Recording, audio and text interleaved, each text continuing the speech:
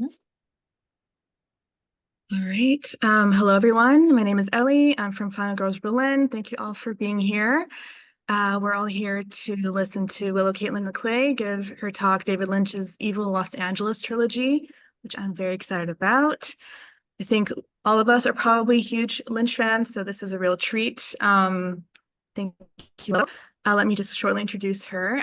Willow Maclay is a queer and horror historian. She is co-author of Corpses, Fools, and Monsters, The History and Future of Transness in Cinema, a wonderful book, and is currently working on a book about Twin Peaks, very topical. All right, take it away. Hello, everyone. I am really excited to be with the Final Girls Film Festival in Berlin today to discuss my favorite filmmaker, David Lynch. So when I was approached about this, about potentially building a lecture for this festival, the first thing that popped into my head was David Lynch's Evil Los Angeles trilogy of Lost Highway, Mulholland Drive, and Inland Empire. And I've kind of been thinking about David Lynch nonstop since he passed away. In some ways, losing him was like worse than losing a family member because his work spoke so beautifully to me.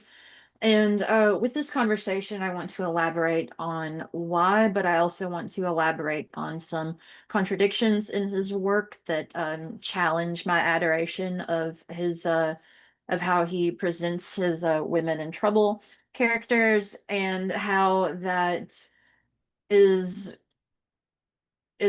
how that like really influences my relationship with horror. This is going to be a very personal sort of conversation, and I think that all conversations about Lynch probably should be, because I do think that the experience of actually watching and engaging with the work of David Lynch is a very subjective experience. And I just want to start this conversation by making a few statements before I get into the meat of my argument here for like this trilogy and my critical thought process around it. When I first began writing about David Lynch and Twin Peaks on a consistent basis around 2016, I was trying to process the abuse that I had experienced growing up. I attempted to find empathy in what he was presenting, and I frequently felt like he was on my side as a viewer and as a woman, because the victims in his films were messy and imperfect.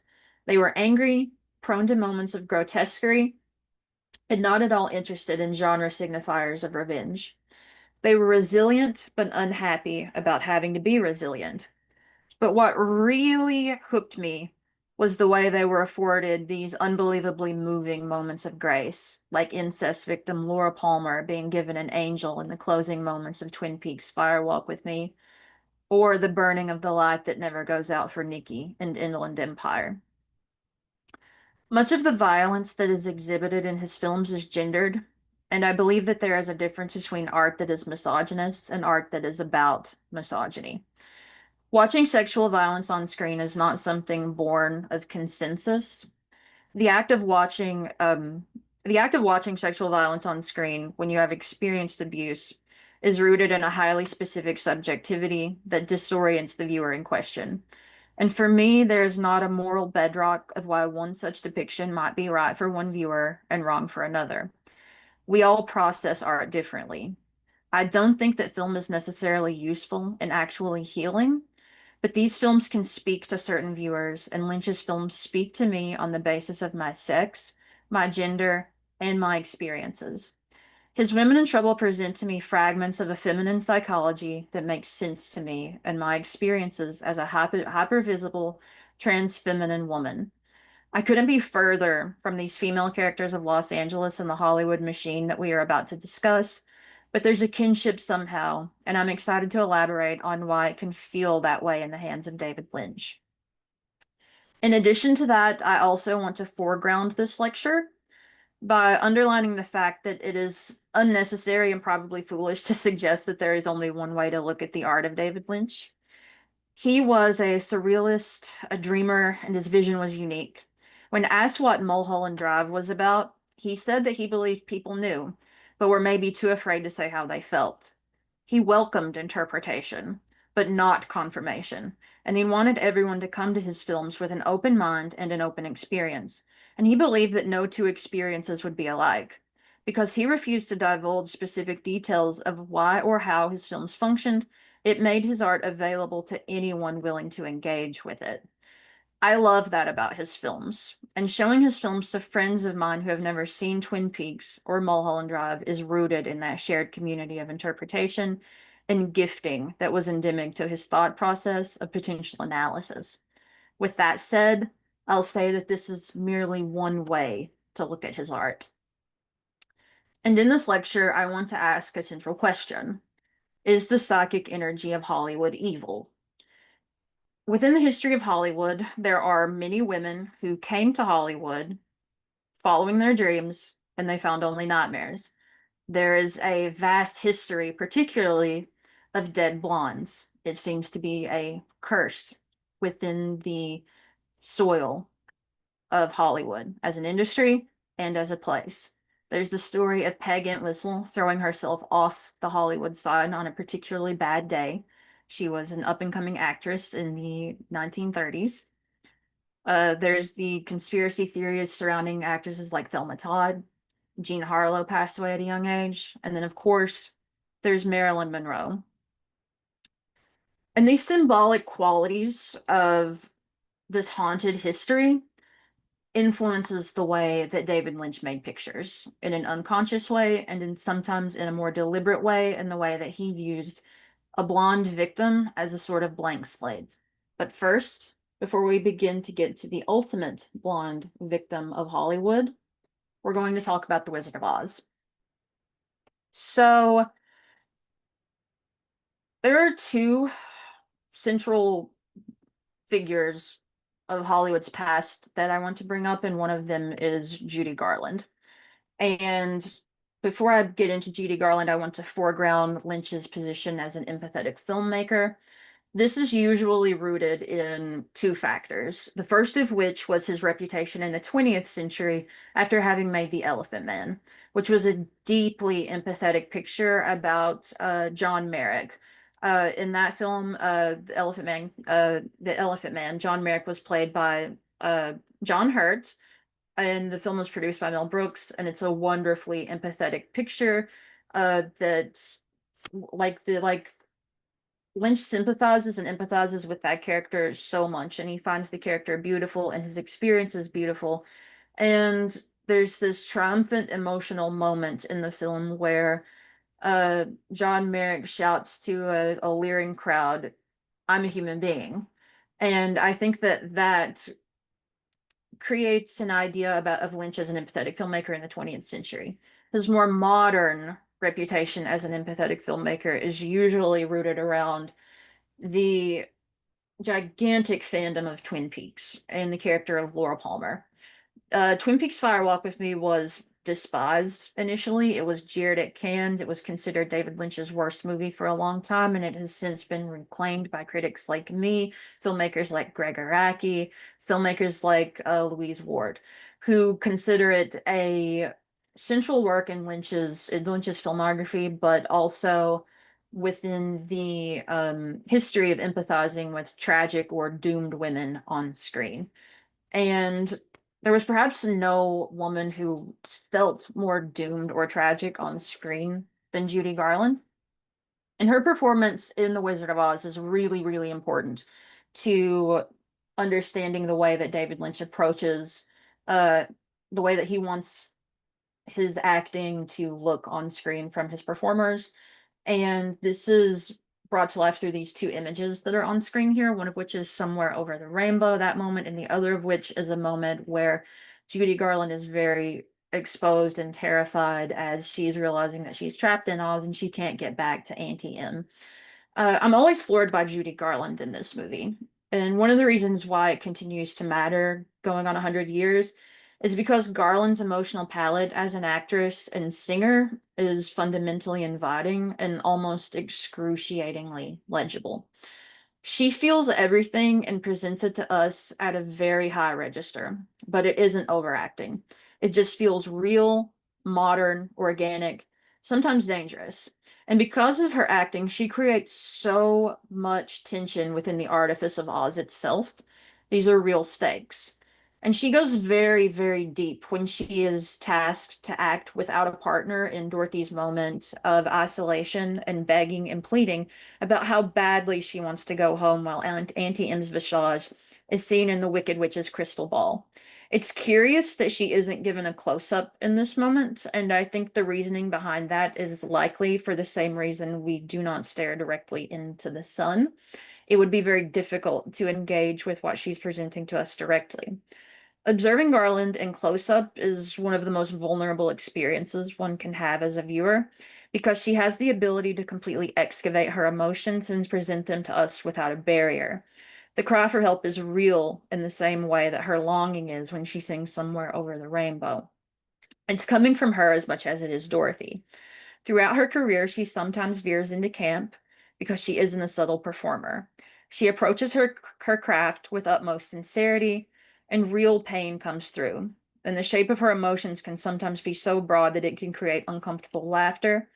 And this also happens in things like Grace Zabriskie's crying fit in the pilot of Twin Peaks. Within the queer community, our admiration for Garland is not born of mocking, but in recognition of the way she completely exposes herself, and we admire her bravery. But this also reminds me of the way that Lynch wanted his actors to perform.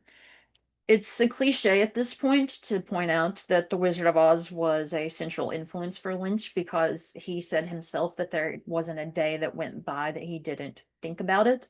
And of course, there's that documentary, Lynch Oz by Alexander O'Philippe, with a lot of brilliant minds giving their own analysis of the way that The Wizard of Oz spoke to David Lynch. Um, but for me, the profound link is in the way that Garland shows us vulnerability and turmoil, because Lynch's films usually showed empathy and curiosity, imagining what those two things must feel, especially in Twin Peaks Fire Walk with Me and in the trilogy of films that we're going to be discussing very shortly. Dorothy has no cynicism as a character, and I think that that was true of David Lynch as a creative as well. His work was very sincere, it wasn't jaded. And she is curious and hopeful in the same way that I think David Lynch's art is as well, even when it gets very depressive and dark. I think that the realization of that darkness within the hope for light is very key to understanding the work of David Lynch. And Garland plays this character as if she feels everything too much. And some of that could be the fact that she grew up in Hollywood, that she experienced its barbs and its delights in equal measure from basically her entire life. And her story is a sad one. She is one of the many tragic figures of Hollywood. She passed away very young. She had drug problems, but they weren't. It wasn't something that was. It wasn't something that she chose, but it was something that was foisted upon her so that she could keep her weight down. And in this way, we're actually looking at a very deliberate way that Hollywood is actually like a machine of misogyny. So we get this beautiful art, but there's also real pain behind it. And I think that that element, more than any other, is what pulls David Lynch to Oz. Like, because it's both a dream and a nightmare. And I think that the realization that both of those things are very true is why it's such a key and central text for David Lynch. Because the story underneath the story in The Wizard of Oz is Judy Garland's history. And this brings us to our next figure of Hollywood, which is Marilyn Monroe. So, for those that didn't know, David Lynch was supposed to adapt a a book, Goddess: The Secret Lives of Marilyn Monroe, in the late 1980s with Twin Peaks co-creator Mark Frost. And this did not come to pass, but it was in production at one point. And you see the quote here that Lynch loved the idea of this woman in trouble, but he didn't know if he liked it being a real story. Lynch was coming off Blue Velvet at the time, and he was dabbling with this idea of the woman in trouble, even dating back to that film. But with the introduction of the Laura Palmer character being so inspired by Marilyn Monroe and her history and her troubles, we get a real synchronization of the way that he thought about the woman in trouble going forward. It becomes almost a four-dimensional object of imagination for him, where Laura Palmer was obviously he worked through Laura Palmer through the template of what was understood about Marilyn Monroe, but then all of the characters that followed Laura Palmer were working through the apparatus of what we understood about Laura Palmer. So it's almost like this intersecting thing of female trauma, which is influencing every single character going forward. But I want to talk a little bit about Marilyn Monroe first, because understanding her is important to understanding these films that we're going to be discussing. Her on-screen and off-screen legacy is tied to her unfair reputation as a blank slate and a projection of fantasy. She represented multiple ideas, dreams, and wishes that a viewer takes what they want from her without her having much agency over her on-screen image. The truth of the matter is that she was a very dynamic and intelligent woman. She was an avid reader who deeply respected the craft of acting, and she wanted to be given parts that challenged her. She tragically passed away before the film industry began to recognize her abilities more clearly. She was perhaps the most astute comic star of the 1950s, often exploiting her on-screen persona with layers of sly and shrewd mannerisms that complicated the apparatus of who we were meant to see in her films like Gentlemen Prefer Blondes. She gave perhaps her finest dramatic performance in The Misfits, which was also one of her final performances. She even earned plaudits from Jonas Mekas at the Village Voice in 1961. He wrote, "There is such a truth in her little details, in her reactions to cruelty, to the false manliness of the men around her, to nature, life, and death, everything, that is overpowering, and it makes her character one of the most tragic and contemporary ones in modern cinema." And this could have been the route that Marilyn Monroe had taken had she survived, because Hollywood was about to enter into a very realistic mode. And I think that she would have probably done great work with directors like Arthur Penn. And well, I mean, she would have done great work with a lot of directors that would come in the decades to come. It's easy to see her working with the new Hollywood directors like Peter Bogdanovich and and those guys. Um, yeah, Kim Morgan said in a beautiful piece for Criterion that Monroe's talent was developed by everything she learned, felt, and created, and there was a natural inner luminosity, a magic that the camera loves. She was a true artist. She made herself, and in doing so, she minted a method of her own. One of the more fascinating things about Monroe's on-screen persona is that there's a duality happening at all times, where separate versions of her are threading around one another at all times. There's the inner luminosity, which Morgan mentions, but there's also the way that the public perceived her, her inner truths rising to the surface as a student of the method acting style, and then the truth of the character that she was playing. Lynch was likely drawn to these abstractions and fragmentations in the unconscious way that they were reverberating off of one another in her films. Monroe exists in the work of Lynch as a further abstraction in the character of Laura Palmer. She haunts his filmography, but it can only seem decent if these aspects of her history were transplanted onto a character whose history wasn't that of a real person. I believe that if Lynch and Mark Frost would have adapted Anthony Summers' Goddess, The Secret Lives of Marilyn Monroe into a film, it could have potentially sent them into ruin in the same way that Andrew Dominik's Blonde positioned the actress in a rigid manner. Lynch respected her enough and perhaps even loved her in the way that boomers were intoxicated with the way that she was sold to pivot away from the true story. Other than the obvious facts of Monroe's status as a screen icon in his days of maturation, Lynch was likely drawn to a quote from Marilyn's friend, the poet Norman Ralston, at the beginning of Goddess, which read, "Hollywood, the dream factory, had created the dream girl. Could she awaken to reality? And what was the reality? Was there a life for her outside of the dream?" It recalls a question throughout Lynch's filmography: who is the dreamer?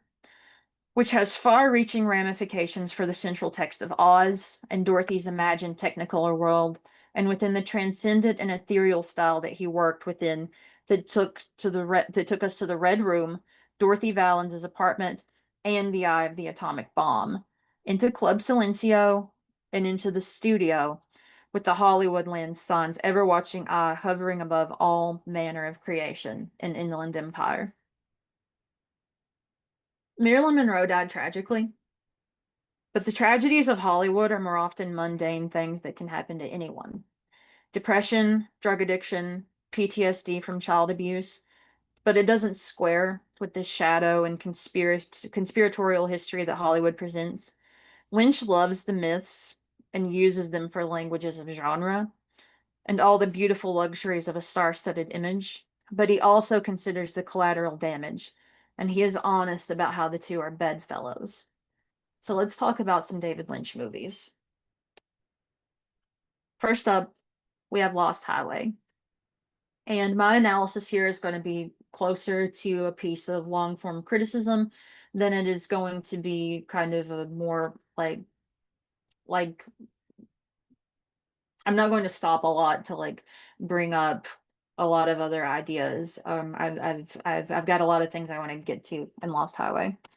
Patricia Arquette wrote, you can see the quote above. There's a line of demarcation as an actor. You have a male writer and a male director. So what is his idea of a woman? And I think that we have to ask ourselves, what is David Lynch's idea of a woman? And the idea of a woman in film is very different from the way that women are. But I don't think that necessarily means that we can't find recognition within these fantasies, ideas of women that these directors put forward as well. A lot of us find ourselves in these projections, especially trans women like me, who don't necessarily have figures of feminine figures in our lives who pass things down as our children. Maybe we find ourselves in movies. That was certainly my case. And so, Lost Highway. David Lynch caught a new idea on the final day of filming Twin Peaks Fire Walk with Me. He imagined a man and a wife nearing the end of their relationship receiving a videotape in the mail that contained footage of the two of them sleeping peacefully in the comfort of their bedroom. He was pulled to the idea because it disturbed the notion of privacy within the home. But he did not believe that the idea was strong enough to carry a film on its own. Over the course of several years, more ideas and faded moments of coincidence came to him organically that were eventually attached to what would become Lost Highway. The legend goes that Lynch was interrupted at dawn by a phantom message on the telecommunications device attached to the gated entrance of his home. The message that he heard was Dick Laurent was dead. He never investigated this further because he did not want to lose the mystery. He read Barry Gifford's Night People, which Lost Highway is loosely based on, and he loved the prose of two sentences in particular, which set his imagination on fire. These phrases were, "We're a couple of Apaches riding wild on the Lost Highway," and "You and me, mister, we really out-ugly the some bitches, don't we?" The former of these two sentences was eventually copied word for word in pornographer Mr. Eddie's final moments in Lost Highway. Additionally, Lynch became obsessed with the ongoing televised trial of former football star and Naked Gun actor O.J. Simpson. And the elements of true crime are percolating in Lost Highway for sure. A palpable darkness seeped into the project when he began penning the script with Gifford, but it was a morbidity that was separate from his empathetic portraits of women in trouble. Lynch usually gave the viewer a figure to identify with, and in the time leading up to Lost Highway, that had primarily been women suffering at the hands of misogynistic abuse. Lost Highway offers no such pathway. We are put into the position to observe Lost Highway rather than identify with it, and the woman in trouble is sidelined and made impenetrable by its paranoid male perspective. Lost Highway is about a man in trouble, and he may have done a very bad thing. Lost Highway was the rare film that Lynch elaborated on when asked about its meaning. When he was talking with Chris Rodley, he said, "It's about a couple who feel that somewhere, just on the border of consciousness, or on the other side of that border, are bad problems, but they can't bring them into the real world and deal with them. So this bad feeling is just hovering there, and the problems abstract themselves and become other things. It just becomes like a bad dream. These are unfortunate things that happen to people, and this story is about that. Lynch's aesthetic reasoning is clear, and he manifests this bad mood by the opening section of the film as an outright horror picture. Saxophonist Fred Madison is played with a brooding edge by Bill Pullman, and his opening close-up is a long, steady frame that luxuriates in his unkempt stubble, and the exhaustion in his eyes gives off the feel of a migraine headache forming at his temples. He immediately feels like a man at the end of his tolerance for the shape of his life. With one close-up, we understand he's nearing a point of rupture. His wife Renee, played by Patricia Arquette in the first of her dual roles in this film, roams around the house like a phantom. She is sleek in long black robes, and she is not afforded the device of a close-up for us to better understand her character. She is kept at a distance because Fred doesn't understand her. Arquette gets one moment to underline how Renee feels in the relationship when she stares at Fred in a mirror, and she pushes the sharp features of her brow line into a formidable glare and removes all the softness from her face. There's a promise of violence wafting in the air, and they both feel it. Fred's paranoia stems from an unconscious realization of this foul mood, and he grows increasingly anxious that he might do something to Renee. This domestic drama without any words is made more effective by the wretchedness of the space that they inhabit. One of Lynch's greatest skills as a filmmaker was his understanding of the set. He knew that if a room were cluttered, then meaning was harder to parse, and this meant that each object in a space had to emanate a feel. He was not a minimalist, but a purist, where he was looking for something that could be symbolic to the mood of the piece. In Lost Highway, their home is a mauve hellscape. Hallways that seem to reach into unending darkness. And Fred strolls down that hallway once and disappears entirely for quite a long time, only to resurface from the shadows. In one frame, Lynch evokes a transcendent negative and inconceivable place, and he lets it hang there. We are not invited in. When Fred saw in the shadows was private. The architecture of the home doesn't make logical sense, and their bedroom has the hue of blood thanks to the softer focus effect and with the implementation of red lighting lamps that Lynch made specifically for the film. During pre-production, Lynch began seeking out actual crime scene photographs to get an aesthetic feel, and the influence of real violence rubs off on the movie in a way that is difficult to pinpoint, but it can be felt nonetheless. One of the true crime photographs that he actually became quite obsessed with was that of the Black Dahlia, which is a famous murder that took place in Los Angeles. It's all the more impressive that we never see Fred do anything explicit in this movie. What he might do is suggested. As the tapes become more shocking, they edge closer to the sanctity of the bedroom, and they show someone watching and waiting. Now, at a party, Fred meets a mystery man played by Robert Blake, who starred in the true crime film In Cold Blood and would have his own true crime history not long after Lost Highway was released. Blake was charged and later acquitted of the murder of Bonnie Lee Blakely. And these figures of real violence haunt the movie and make it feel a little wrong to watch. The mystery tells Fred that he is in his. The mystery man tells him that he is in his home in two places at once, and Blake's appearance is an uncanny and threatening one that feels off. He might be a manifestation of the violence that Fred might enact, or he might be symbolic of the bad mood in their home. It is also possible he is the Luciferian urge within cinema itself, that voyeuristic, scopophilic urge to look. And Fred begins to imagine the face of this man on that of his beloved wife, with Lynch using a vibrating and intentionally ill-fitting match cut to suggest that Blake and Arquette have the same face, which you can see in the slide here in the PowerPoint. And the mood is so palpably uneasy that the imagination pulls their bone structures together like a skeletal chimera. And Fred grows increasingly delusional, but does not communicate his paranoia through words. Lynch liked using music to say what couldn't be said. And Fred plays a blistering saxophone solo at a nightclub gig that tells us more about his mental state than any melodramatic confession ever could. I think that Lynch has been somewhat mischaracterized and dulled by the modern critical response to his work. And the prevailing modern argument of his art is rooted in empathy due to the reconsideration of Twin Peaks' Fire Walk with Me and the ongoing legacy of the Elephant Man, which I brought up earlier, and with his reputation as being a very decent man.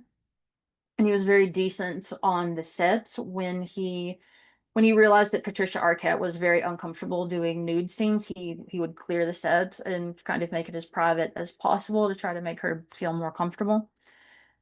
And it is undeniably true that Lynch is a wonderfully empathetic filmmaker, but it is equally true that he is fascinated by violent imagery and people. And he lays bare the darkest parts of his imagination, and most of his strongest images are necrotic ones. He complicates the fantasy of his work by making it more difficult to adhere to the unconscious personal scripts of identification, especially if you are a woman who loves his work as much as I do. And Lost Highway is perhaps most notable in this regard because it is not presented with emotional understanding in mind. It is closer to his paintings, and we're going to look at one of those paintings now. This is Ants in My House. It is closer to his paintings where his aesthetic instincts sprung from a tableau of haunted and disturbing imagery. If his paintings do bear a resemblance to his filmic work, it is in his usage of innocent figures such as a tree or a house, like in the picture you're seeing here. Trapped inside of an otherwise hostile frame, Lynch is an abstract expressionist as a painter and as a filmmaker, and his paintings use heavy oils and his brushstrokes were oftentimes fast or smudged, meaning that the paint would crack and ooze. When painting, he wanted to let go of any rationalization so that his ideas wouldn't be clouded by intellectualism. More than anything else, he wanted to evoke a tangible feeling that welcomed the observer into the frame. His style as a painter was perhaps born of doom. When a moth flew into the oil one day in the late 1960s, when he was beginning his professional career as an artist, and he watched this moth try desperately to escape before dying on the canvas. He liked this integration so much that he began to include organic materials in his art, and one time he put a hunk of beef on a canvas and painted around ants and other insects as they were devouring it. This painting was alive and not meant to last and brimming with life and death, and he could never manage to do the same thing with his films, but he tried. Um, and I would like to point out specifically in that regard, Blue Velvet's realistic gore. On that film, he became friends with a mortician who actually gave David Lynch some organic brain matter, which he used in a special effect when Frank Booth gets his head blown off in that film. There is real brain matter in the frame, and it's an unconscious thing, but I think it pulls people closer to the film in a way that is disturbing. And I think that this is really true with Lost Highway as well, because he had inspirations of true crime. If we are to admire David Lynch as an artist who invited the viewer in to dream and empathize alongside his women in trouble, then it is only natural that we also submit to the duality in his work of extreme violence and his fascination with it. Ultimately, the contrasting effect of those elements gives his work deeply affecting qualities that has allowed me to go deeply into myself, even when I recognize that these films are by and large reflecting a misogynist world. And Lost Highway continues to layer on nightmare on top of nightmares. And in the second half of the film, Fred transforms into greaser Pete Dayton, played by Balthazar Getty, and he finds himself intoxicated by a blonde femme fatale named Alice, who is also played by Patricia Arquette. She looks exactly like Renee, and she arrives on the arm of filmmaking producer Mr. Eddie. She works in pornography. And we lose the rationale of a linear plot and enter into a psychogenic fugue brought on by Fred's paranoid delusion of having murdered his wife, Renee. It is somehow more demonic out in the sunlight of Los Angeles compared to the bellowing shadows of their inexplicable home.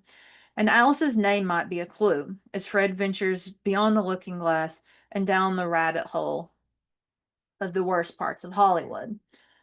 And we can also look back to a scene early on in the film when Fred was being questioned by the police officers whether or not he owned a camera and whether or not he was making the videotapes that were being sent to his home. And he was asked, "Do you own a video camera?"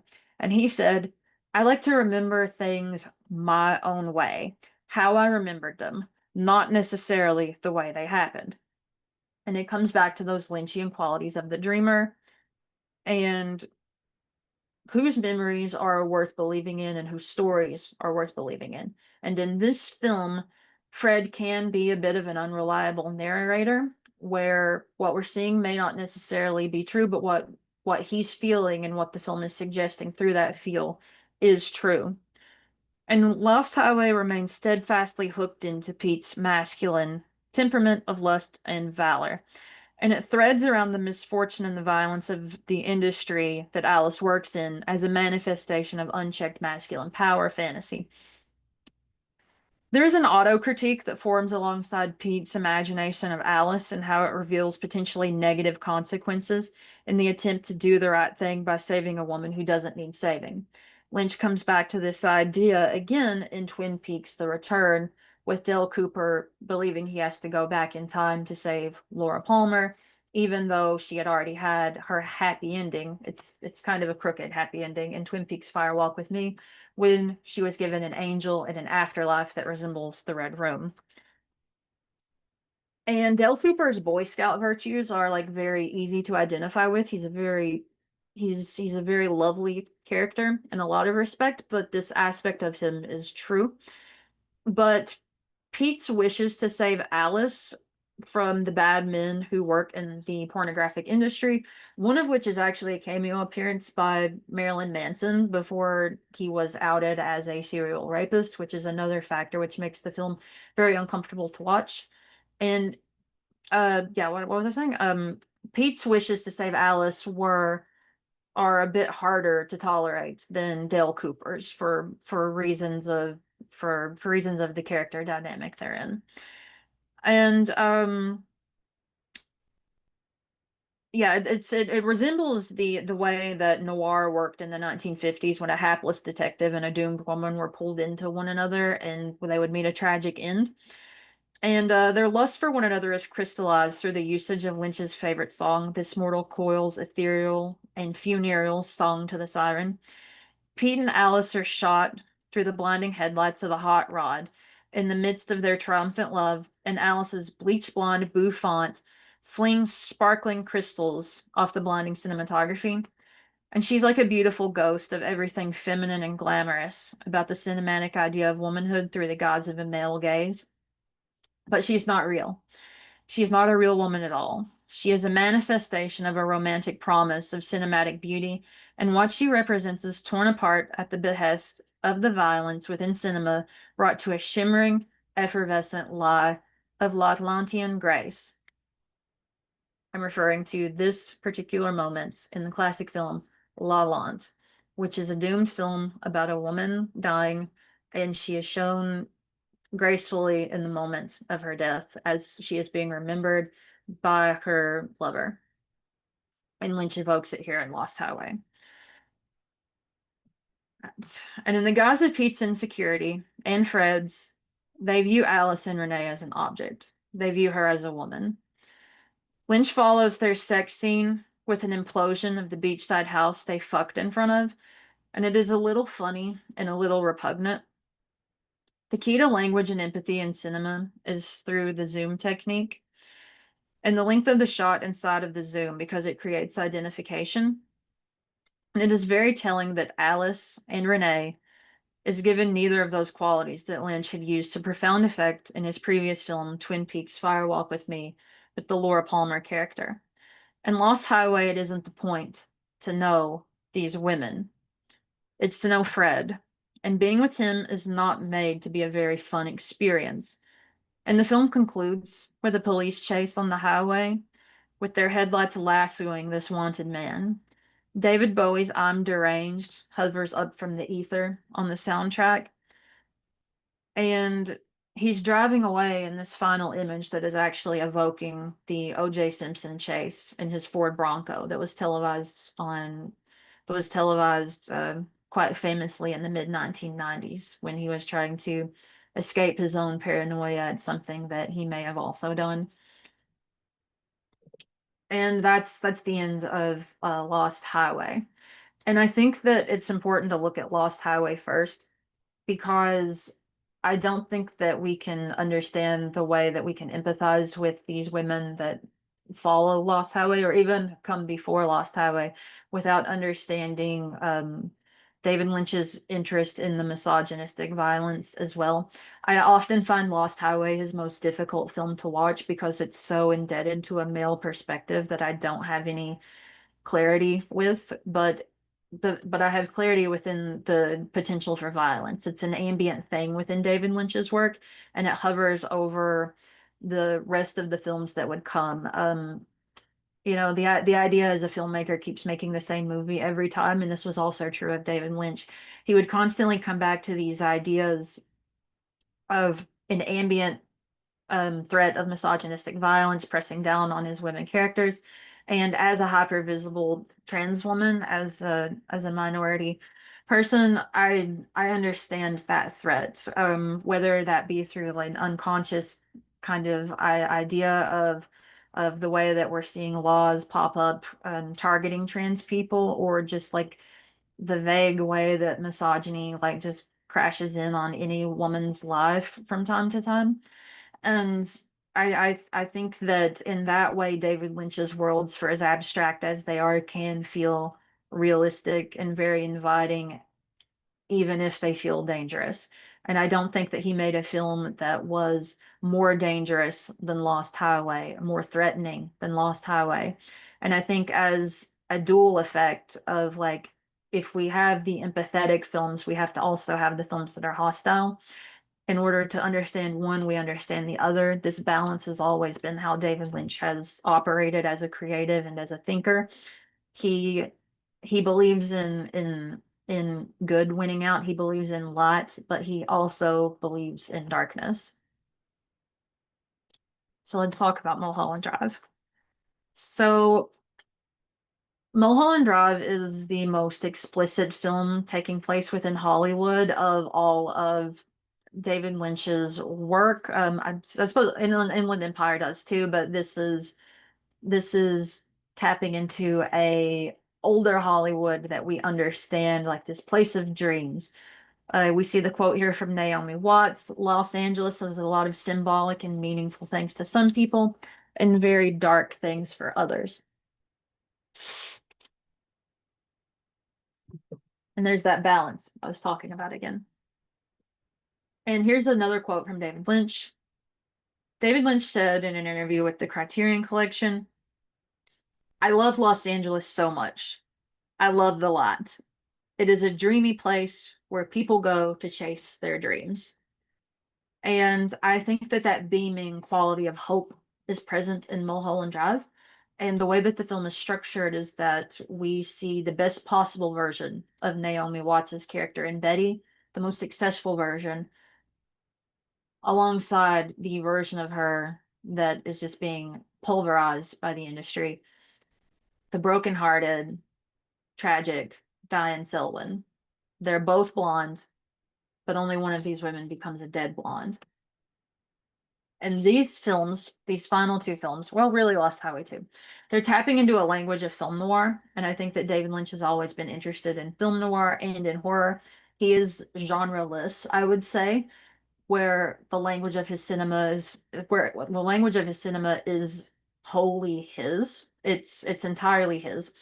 And we can understand the way that he uses horror, and we can understand the way that he uses film noir in moments that are more conventional, such as the Winky's Diner moment, which I'm not really getting into here because it doesn't cohere with my thesis. But I think when a lot of horror people think about Mulholland Drive, they gravitate towards Winky's Diner because it's a literal manifestation of a nightmare. And I think that the consistent tone across David Lynch's work, if he wants to create a feeling of unsafety or violence or malaise, he is able to tap into that in a way that I do think speaks towards horror. But I do think that he's operating on his own wavelength a lot of times. He himself didn't like to think of his films as having a genre. And I think that that's also a smart way to think about his work, where we can think about the ways that he pulls from signifiers within genre, but it doesn't necessarily contribute to a template of genre, so to speak. The only template that he works within really is whatever is true to his imaginative process, and frequently he found the boldest manifestations of his imagination through the woman in trouble character. And our woman in trouble here is Betty and Diane and a character that we're going to come to know named Rita, played by Laura Harring.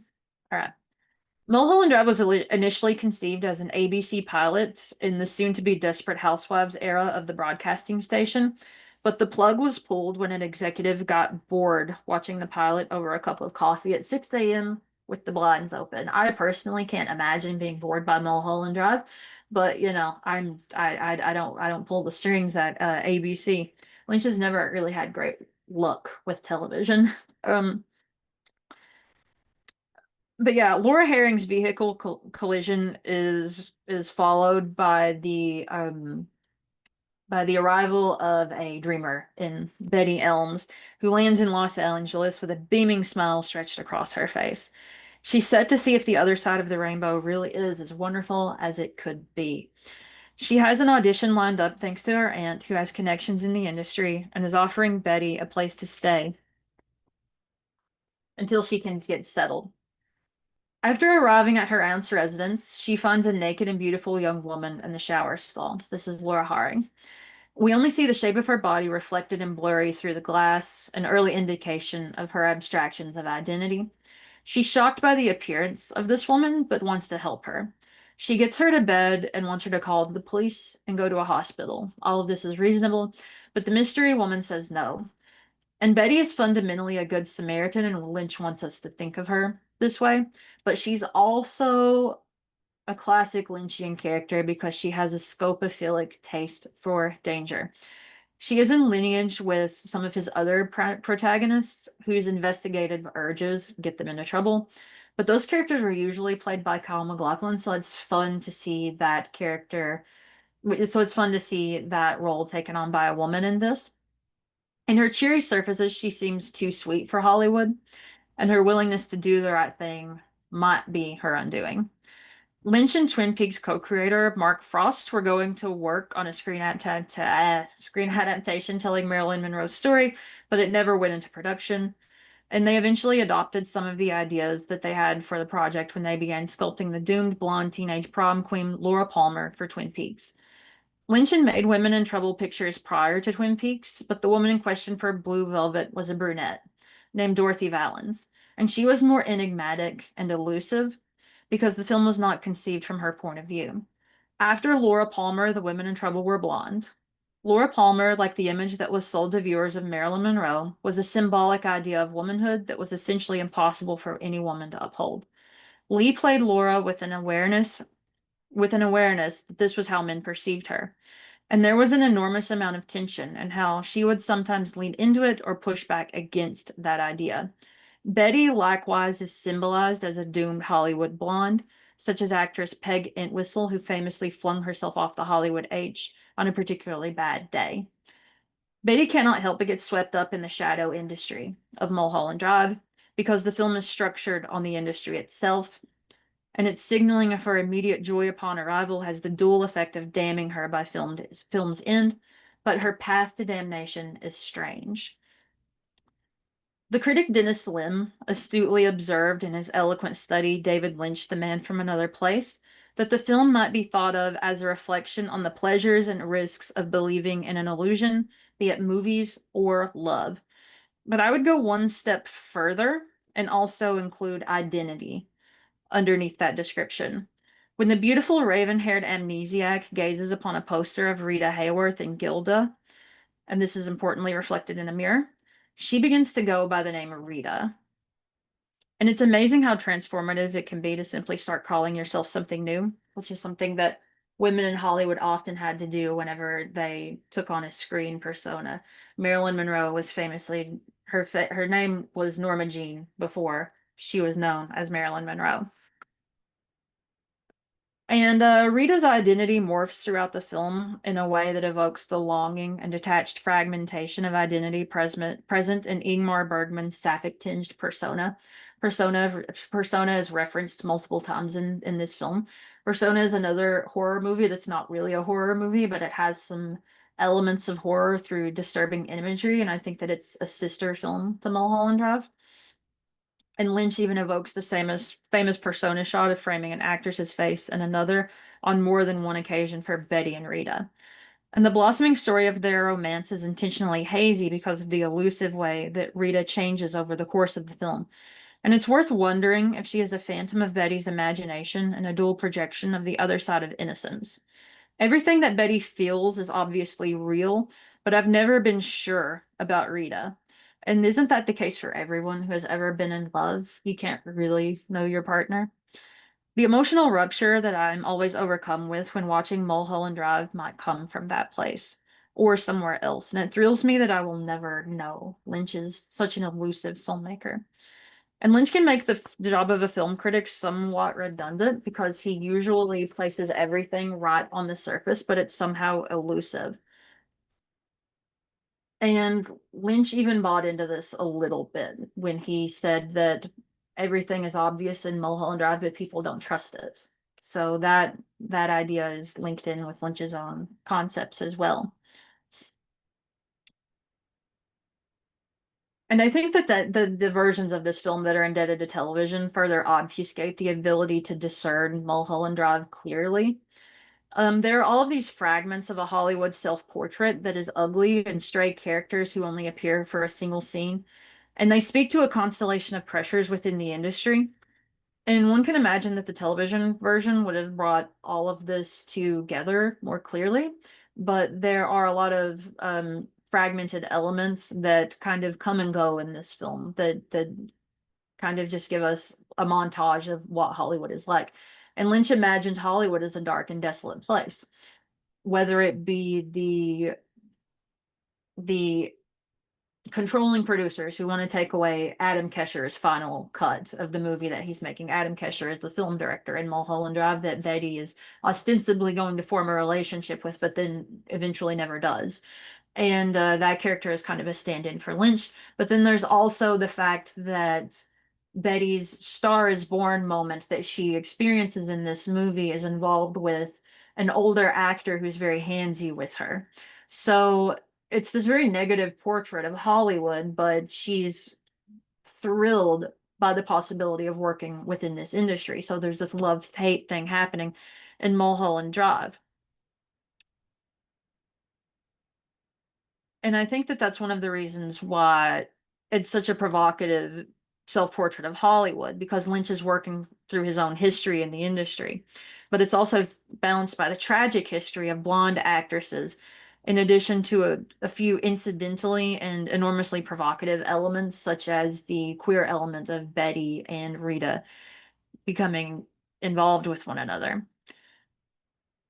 Naomi Watts actually felt that this was a bit metatextual in her own way, actually finding this role. She found that the role of Betty spoke to her own experiences of not being the girl that anyone was looking for. And she was almost to the point of quitting. But after this role, she she had a career going forward. Everyone was so blown away by this performance. And I think that it also that in that way that this movie speaks to a real history within Hollywood as well, and it adds another metatextual element in it. But the metatextual element that I think I'm most fascinated by is the secret history residing in Mulholland Drive of queer Hollywood. Through Lynch's empathetic and tender-eyed, he showed a pair of actresses who found themselves in one another. And for Betty, her adoration of this other woman destabilized her. And it is her love that engulfs the film in the final 45 minutes.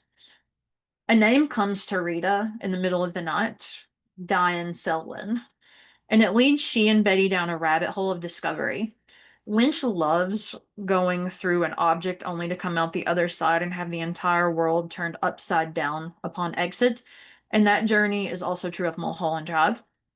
There would be no film if forbidden doors weren't opened and hidden sides weren't exposed to the light. It is the urge to look and discover that powers so much of Lynch's notions of horror. The cinephile might be compelled to argue that this is due to the connective tissue that he has with Alfred Hitchcock. The peep show of Blue Velvet resembles Norman Bates's seedy bathroom view in Psycho, for example, and the end of Twin Peaks echoes Vertigo. And then the desire to witness a murder and engage in a private investigation for Rear Window takes us back to Blue Velvet and also is evocative within Mulholland Drive. The missing person that Betty and Rita are trying to find is lost in the fog of her memory, and with the Selwyn clue, they travel to her apartment, but Diane has not been seen in some time. When they break into Diane's apartment, they see a dead body of a blonde young woman in a bedroom who looks a lot like Betty. She looks a lot like Betty. And when they flee the home, Lynch uses a dissolve technique to freeze Betty and Rita in the frame, doubled in a fractured mirror image with Rita clasping her face. And that was the image at the start of this presentation. The doubling in the mirrors and the duality of Lynch suggest all manner of potential outcomes, and it is especially provocative that it is this shared moment of despair that ultimately pulls Rita and Betty even closer to one another. It clouds the effervescence of their romance with the sensation that their love could never last.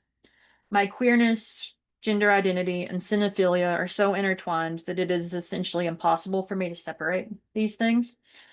And objectivity is ultimately a fallacy, I believe, that neutralizes the specific subjective experience.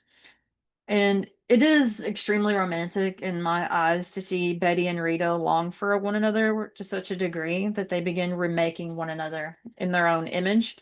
And they seem out overpowered by the urge to transform one another into the shape of their own love. When Rita can't bear her own image any longer, Betty gives her a blonde bob wig, and they pose in the mirror now with the same hair. And this pulls us back to the persona swap. And that's usually a feminine concern because gender is usually slippery for us due to socialization and the unconscious expectations placed on the symbols and signifiers of femaleness. It can seem as though we adapt and change ourselves depending on the situation, and we present ourselves a certain way in order to expect a certain kind of treatment and response. It's a coded language, and in cinema, it can be adapted in exciting ways through dissolves and through the guise of acting. And Mulholland Drive deconstructs the persona swaps further by making it an explicitly queer depiction of fantasy and tragedy. It has been argued that when Betty and Rita eventually have sex with one another for the first times, it scans as a male gaze version of a lesbian relationship. And it is communicated in a language steeped in film history that has essentially always prioritized the voices of male creatives. But I personally don't have much use for the male gaze or the female gaze for that matter, because I think it bulldozes nuances of experience that don't fit comfortably into rigid binary thinking. The truth is that we all have unique vantage points and desires of identification and meaning that we bring to cinema. And the act of watching is a singular experience beholden only to the gaze of the viewer in question. And Lynch's usage of fragmentation and his psychological signaling has always registered as true to my experiences as a woman whose sexuality is not gay or straight, but some other third thing. Um, and when Rita tells Betty, I've never done this before, in the midst of their sex, the only thing that Betty can say in between her slow, heavy kisses is a whispered declaration, I'm in love with you. And I believe her. But their love kind of opens up Pandora's box, and it also signals their doom in a way, which complicates how how positive all of this can feel or how negative it can feel, because we have this complicated effect. Because after they have sex, in the middle of the night, Rita says, go somewhere with me, go somewhere with me. And it might be the romantic phrase that one character can say to another in all of movies. And it might also be true of real life. Rita says it twice, begging, and in the dead of night they are pulled to Club Silencio on the same evening that they christened their love. Lynch uses an ominous zoom down an alley as they approach Silencio, and it's there where he's tapping into a kind of horror language, like we're going into this place and something bad is going to happen. And when they arrive inside, they are treated to a Spanish performance of Roy Orbison's Crying by Rebecca Del Rio. Del Rio eventually became a harbinger in American cinema. She's seen here in Twin Peaks: The Return and in the apocalyptic film Southland Tales. But this is her first appearance, and I think it's her most memorable. And her transcendently emotive voice had a way of tearing apart a film and sending it into new realms of discovery, and I think that's why David Lynch loved her so much. She performs Lorando in a close-up with tears in her eyes, and in the midst of the song, she faints on the stage, but she can still be heard singing. Her performance was a mirage, and Betty and Rita weep in response, because they are afraid that their love and their lives may also be nothing more than an illusion. There might be grief in the enlightenment of some truths, after all.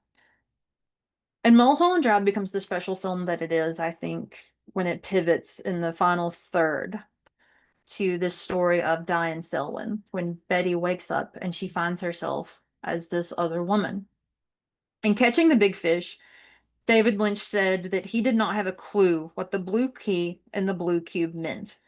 But when they are opened, the film zaps into that alternate shape, and Betty is now Diane Selwyn, an extra on a movie set, and her lover Rita is Camilla Rhodes, now a movie star. They had a fling with one another a long time ago and have since broken up. And Camilla is now dating Adam Kesher, and she makes a show of it in front of Diane, kind of rubbing her nose in the grief of their relationship. And Diane mostly stays at home, sad, mourning how things used to be. And the elasticity of Lynch's film language allows for spontaneous change without losing coherency. His films always retain the emotional logic, even if the narrative does not follow a direct path. It is truer that his films reflect back at themselves or move in a pattern that is circular, returning, and eternal, because he believes in circular patterns. And the two seemingly disparate sections of Mulholland Drive are arguably whole if one thinks his Camilla is the amnesiac Rita, and the body that they discovered belongs to this previous Diane. But it is more romantic and engaging if it is a relationship, if it is a refraction of the already existing love that we saw presented to us in the first two-thirds of the film. Her heartbreak and the decisions that she makes because of it are a manifestation of their love turned inside out. And when Diane hires a sleazy hitman to murder Camilla, she is essentially hiring him to kill someone she cannot live without, and dooming herself in the process. Their intimacy stretches beyond the linear realm and into the stuff of dreams and imagination. And the ghost of love hovers from the muzzle flash of her suicide at the end. And in the evening lights of the Los Angeles skyline, Betty's face is superimposed across all those lonely lanterns of Los Angeles. It's a very beautiful moment, but a very sad one too. And with her death, she becomes another dead blonde of Hollywood, but an unspoken one without legacy, tying her to an unconscious shadow history of all the women we never hear about who come to Hollywood and didn't make it, but are nonetheless part of the psychic energy of the motion picture business. And our next film, Inland Empire, latches onto that psychic energy to a disturbing degree.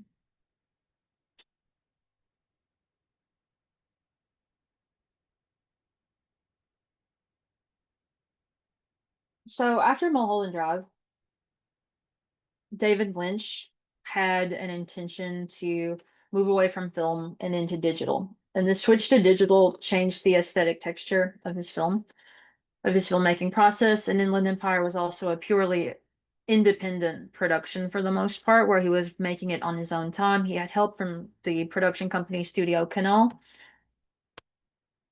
but it was also a situation where he was making it slowly, like he was with Eraserhead. And I feel like I'm running out of time, so I'm going to kind of speed up my analysis of this one. Um, so basically, after Steven Spielberg saw Inland Empire for the first time, he told David Lynch and Laura Dern that he had an overwhelming experience with it. He praised the film and Dern's performance in particular, stating that he believed it to be a quintessential picture about death and dying and the fear of that journey. And Lynch was never the type of filmmaker who suggested that any reading of his art was the primary one, but it was an eye-opening endorsement for Dern, who hadn't considered that Inland Empire might be about those things. Dern said that she felt lost while making the movie, but that she had enormous gratitude for the chance to be thrown into that void where there were no rules. She stated that it was the greatest experience she had ever had as an actor. And Dern plays an actress named Nikki. And she is so engrossing, frayed with confusion, and boiling with anger and rotting with despair. Nikki has recently agreed to star in an upcoming film that is being adapted from a supposedly cursed Polish script called On High and Blue Tomorrows. And in the history of that cursed script, the two leads were murdered during the production after a moment of infidelity, like in Lost Highway. The original script was Polish, and the translated title was 47, which is a cursed number for David Lynch. He believes in balance. So, yeah. And in this case, that's an ominous warning. And Dern is on screen for nearly the entirety of the 3-hour runtime of Inland Empire. And Lynch knows that she is a great catalyst for bringing out all of his ideas about the woman in trouble. And Dern has been quiet in the years since about what she thinks all of this film means, believing that whatever solutions might be found in Inland Empire would only prompt more questions. But what seems correct to me is that there isn't a single truth in this film, or in any of Lynch's films, but many true things within the eerie, lonely, and specific spaces that he has created, and whatever resonates varies depending on the circumstances of each individual viewer.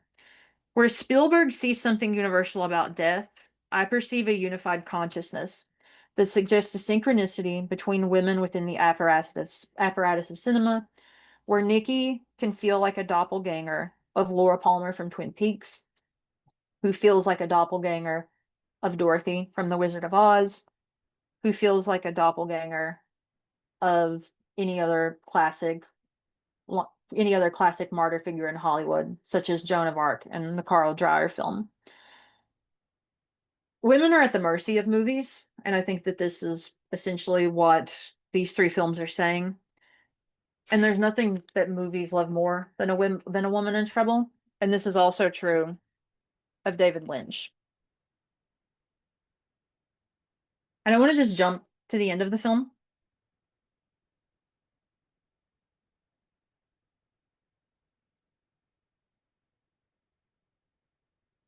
Because Inland Empire is a text of many, many digressions, and it would take too long to get into all of them. So I just want to get to the conclusive element of the film. Inland Empire is both closer to the real world and further away from it than all of David Lynch's films previously. And the rippling consciousness of Nikki after she has had a so before I start this, Inland Empire starts with before I describe the ending, Inland Empire starts with a Polish girl watching a television monitor that's actually playing Mulholland Drive through a tube television. And she's watching these clips and she's crying. She's crying while she's watching Inland Empire.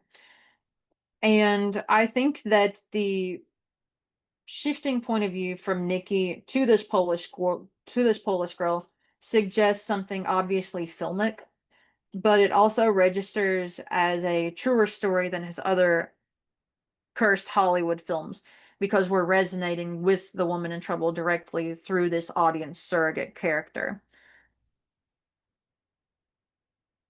And through the folk tale that we see repeated throughout the film, we see that in a past life that this Polish girl was also someone who lived a hard life as a woman who experienced day-to-day misogynistic abuse. And the woman that we see, this Polish woman that we see, and the character of Nikki that Laura Dern plays, are both intertwined with this chorus of women that follow Nikki around as a kind of a whisper network of doom. They're like, stay away from certain things and certain people. And there's this ambient threat through the entire film of of getting too close to an industry and too close to a world of violence. And the threat becomes very, very explicit at the end. When Nikki is actually stabbed on the Hollywood Walk of Fame and she vomits a pool of blood onto a star with the name Dorothy emblazed on it. And this ties Inland Empire back to The Wizard of Oz and back to all of these women who have been rippling throughout the consciousness of David Lynch's filmography. And the way that this feels to me is that all of these women are a unified constellation within his work, where all of these women feel like they know one another in some significant way.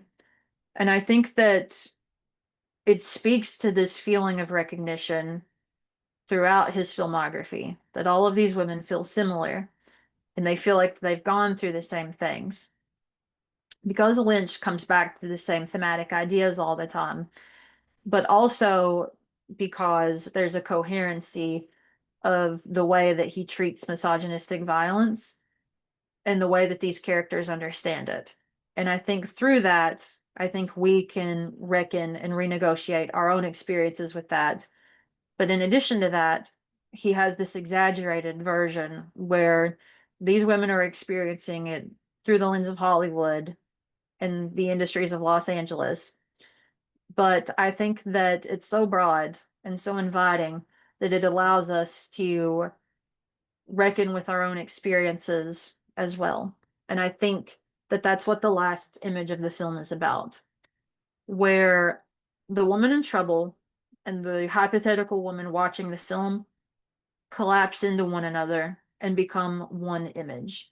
I've always found this image of the girl watching Mulholland Drive and the star of Mulholland Drive to be very moving and very symbolic in what it suggests about the experiences of watching and loving David Lynch's art as a woman who has gone through difficult things.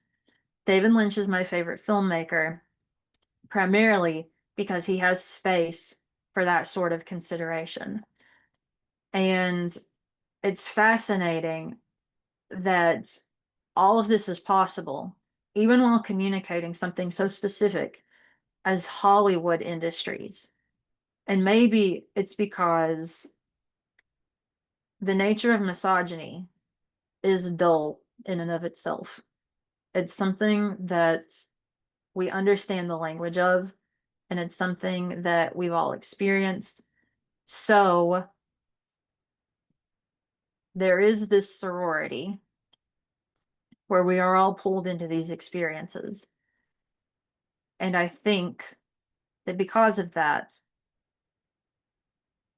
there is this tapestry of understanding that I think happens with women who really love the work of David Lynch, who love it because they understand both what it means to empathize with these characters who have had bad experiences and with the shape of that experience in a safe way, having the distance of watching it through movies. Thank you. I hope that you enjoyed the lecture, and I hope it wasn't too long and rambling. We did. Thank you so much for that. I'm sorry you had to kind of rush through Inland Empire there. Yeah, I mean it's not easy to rush through a 3-hour movie, but like I realized I was going a little bit long. I hope everyone enjoyed it. Yeah, so everyone, if you have questions, someone's clapping their hands and thanking you. We already Thank have a you. question. Before I get to you, Andrew, your question, just kind of, you're talking about the constellation of women in his films. If you don't mind me going kind of beyond the scope of Evil Los Angeles, I was wondering, yeah, I mean, you mentioned Laura Palmer, Twin Peaks, but also Isabella Rossellini and Blue Velvet is kind of a big figure, I think, in this context of like women in trouble and Lynch. And I know also Lynch has a kind of a connection, a biographical connection to this figure with his history and what happened in his childhood that he saw. Maybe you can kind of get into that a bit just to, um, yeah, I'd be interested in your take on that.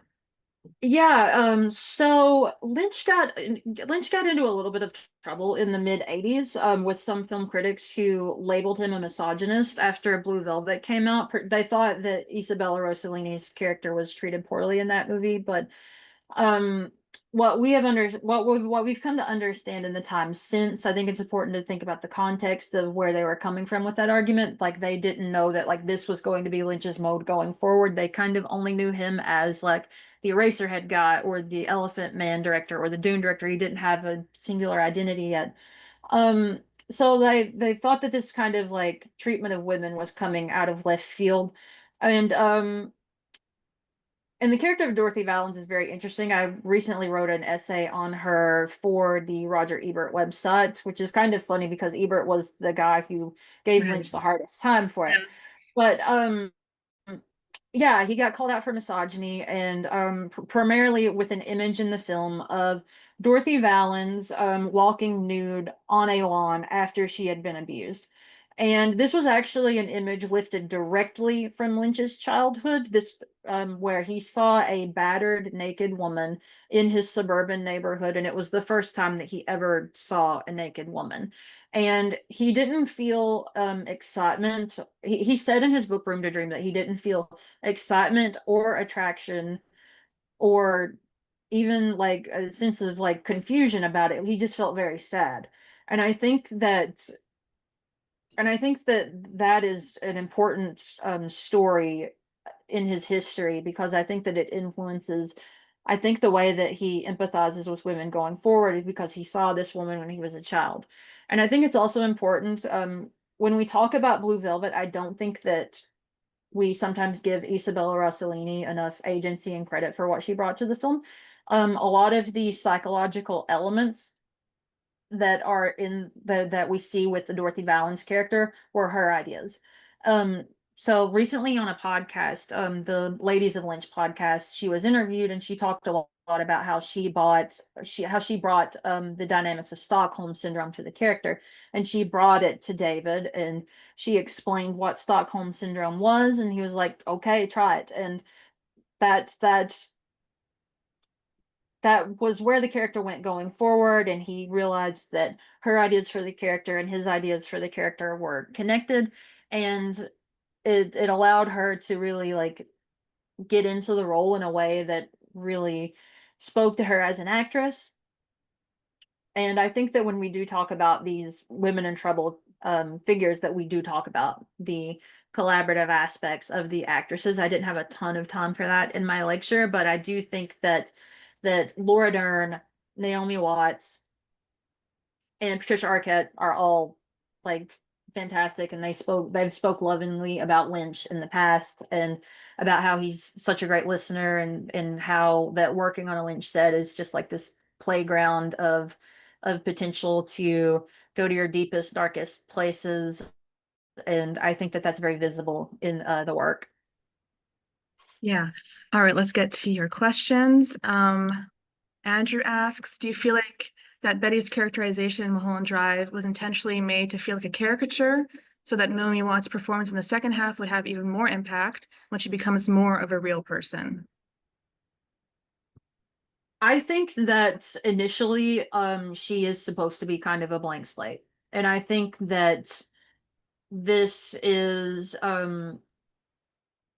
visible in some of the ways that they've spoken about like the production history of the film. There's an interview where Naomi Watts and David Lynch sat down together and talked about their process, where Naomi was like, "Oh, I was so anxious because you kept saying go higher and higher in your joy when you arrive in Los Angeles." And I think that Lynch kind of wants these big, broad, expressive moments to be a bit generic sometimes, so that the specific qualities that come in later do resonate harder.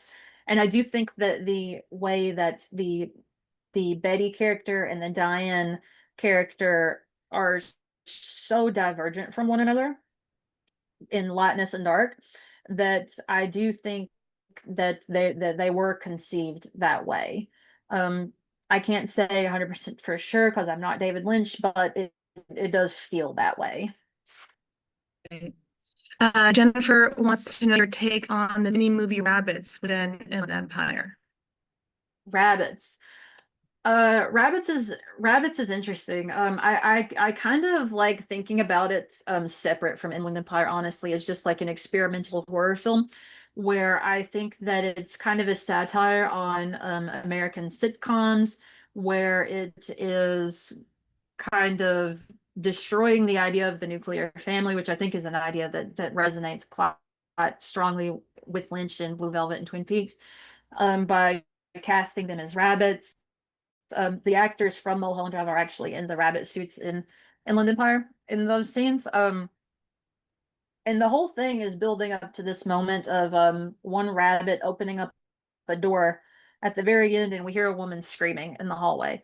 So there's this constant buildup of tension through the repetitive sound of a train whistle and the ominous messages they're getting on the phone, building up to this release.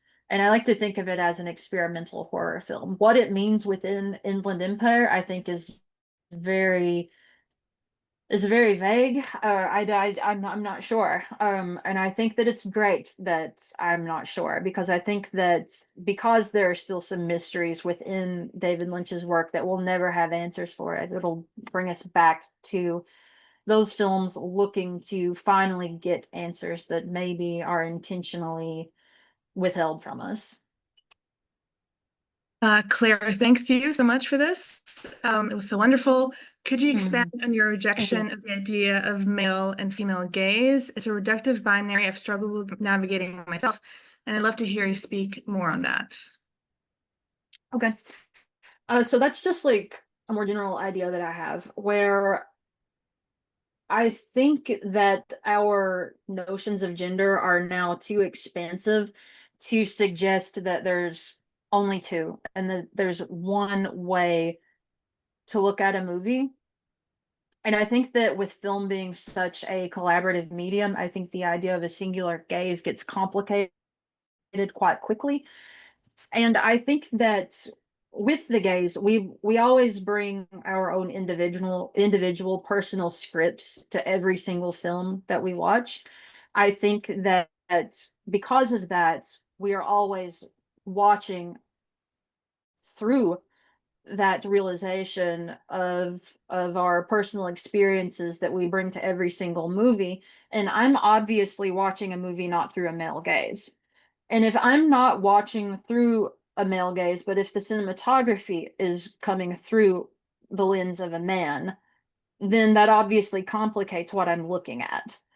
And I think in the context of Mulholland Drive in particular, I think that the scene between between the two women as they're having sex, I think that it can scan as male gaze for some, and it may not work for some viewers, but I think that in the case of some viewers, it might be accurate. If it's erotic for one person, it may not be erotic for another one, or if it might be romantic for one, it might not be for another.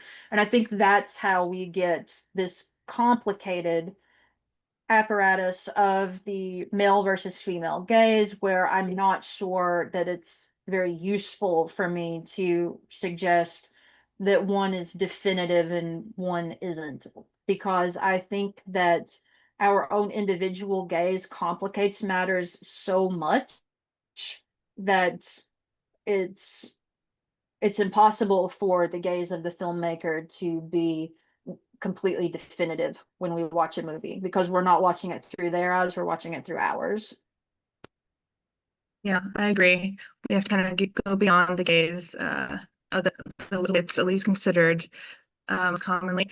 I just want to point out this book here, Laura's Ghost, which you also have a role in. You wrote for this, and were also interviewed. This is a book about the women of Twin Peaks and women who were very much touched by Twin Peaks, talking about the figure of Laura Palmer and how important she is. I'm wondering if you could maybe talk about your experience in this book, and also you mentioned that you are writing a book on Twin Peaks right now. So if you could maybe expand on that, I'm really curious.